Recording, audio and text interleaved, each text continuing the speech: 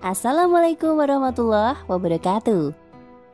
Pernahkah mendengar tentang suatu kebun kurma di Israel yang dikenal dengan nama Kebun Kurma Baisan? Anda sebagai umat muslim mungkin masih banyak yang belum mengetahui tentang kebun kurma di wilayah Baisan. Dahulu, Baisan adalah sebuah wilayah yang subur dengan tanaman kurma yang sangat banyak dan berbuah cukup lebat. Baisan berada di Palestina di Al-Ghour Utara, berdekatan dengan Sungai Jalut. Israel sering menjadikan Baisan sebagai target sasaran serangan, sehingga menyebabkan hancurnya banyak perkebunan kurma di Baisan.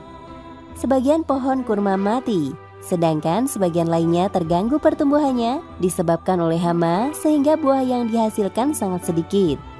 Baisan sendiri saat ini dalam kekuasaan Israel dan lebih banyak difungsikan sebagai tempat pariwisata yang secara otomatis menyebabkan sektor wisata lebih diutamakan daripada sektor pertanian dengan tanaman kurmanya. Silakan Anda searching di Google. Kita akan terkejut saat melihat gambar-gambar tersebut menunjukkan bahwa wilayah Baisan saat ini sudah tidak banyak ditumbuhi pohon kurma. Sebagian besar wilayah tersebut digunakan untuk perluasan sektor wisata. Sedangkan menurut penjelasan dari ICA Israel, Jewish Colonization Association, kebun kurma di Baisan diserang sejenis hama kumbang sagu. Penularannya dengan terbang dari dahan satu ke dahan lain. Hama ini sulit dideteksi karena menyerang bagian dalam tanaman. Akhirnya pohon kurma akan tumbang dan mati. Kondisi tersebut menyebabkan kurma sudah tidak mudah lagi ditemukan di Baisan. Mungkin hal inilah yang diisyaratkan oleh Ad-Dajjal dalam hadis Al-Jassasah. Dalam hadis tersebut diceritakan seorang sahabat Nabi Muhammad, Tamim Ad-Dari, terdampar di sebuah pulau dan bertemu dengan hewan Al-Jassasah yang akhirnya menggiringnya bertemu dengan Dajjal. Dalam salah satu percakapannya, Dajjal bertanya pada Tamim Ad-Dari, "Kabarkan kepadaku tentang kebun kurma di Baisan." Kami mengatakan, "Tentang apa engkau meminta beritanya?" Dajjal berkata, "Aku bertanya kepada kalian tentang pohon kurma. Apakah masih berbuah?" Kami menjawab, "Iya." Dajjal mengatakan, "Sesungguhnya hampir-hampir tidak akan mengeluarkan buahnya." Dajjal adalah sosok manusia yang banyak disebut-sebut di dalam Islam. Makhluk ini adalah sosok yang akan menyesatkan manusia menjelang kedatangan hari kiamat. Sosoknya digambarkan sebagai makhluk bermata satu dengan tulisan huruf Arab, kaf, fa, ro di keningnya, seperti yang pernah diberitahukan oleh Nabi Muhammad dalam hadisnya yang diriwayatkan oleh At-Tirmizi.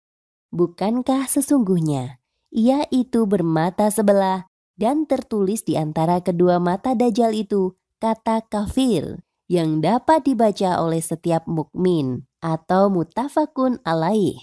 Dan dalam riwayat yang lain dinyatakan tertulis di antara dua matanya huruf kaf, fa, dan ro. Hadis riwayat At-Tirmizi.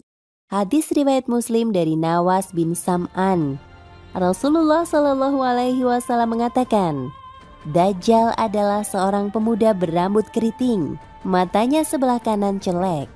Aku menyerupakannya dengan Abdul Uzza bin Khoten. Maka barang siapa yang menemuinya, bacalah surat Al-Kahfi.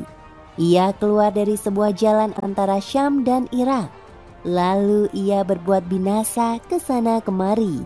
Sudah siapkah kita untuk menghadapi dahsyatnya fitnah Dajjal? Naudzubillahi min dzalik. Ya, hanya kepada Allah kita berlindung dari perkara buruk tersebut. Wahai sahabatku, inilah saatnya kita bangun, lihat dan camkan bahwa waktu datangnya kiamat telah dekat. Segera pelihara diri dan keluargamu dari api neraka dengan memperbanyak amal soleh yang sesuai dengan perintah Allah dan Rasul-Nya.